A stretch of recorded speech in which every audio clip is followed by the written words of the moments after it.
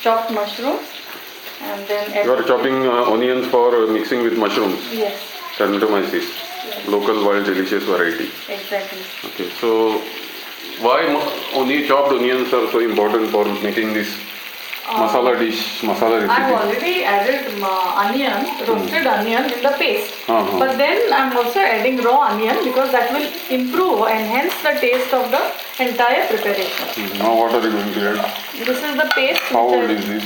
When was I it prepared? prepared it yesterday and I had kept But it. this is specifically for this type of mushroom, this one? So this is a multi-purpose paste which you can use for a number of dishes. Like you can make tonak from crabs, or you can use it for prawn tonak. It's a multi-purpose. So you can prepare and keep it as and when you Yes, want, you can yes, use it. Yes. But this is not specifically made for mushroom bhaji. No, because I did not know that we will be, since it is off season, I did not know that we will So be. we will not have the standard taste. So this is a compromise.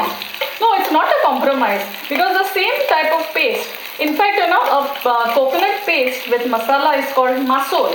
So this paste is used for many dishes.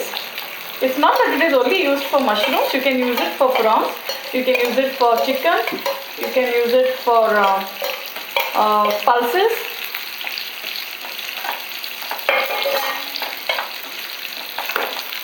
And now you have to add a little bit of water and then prepare the paste.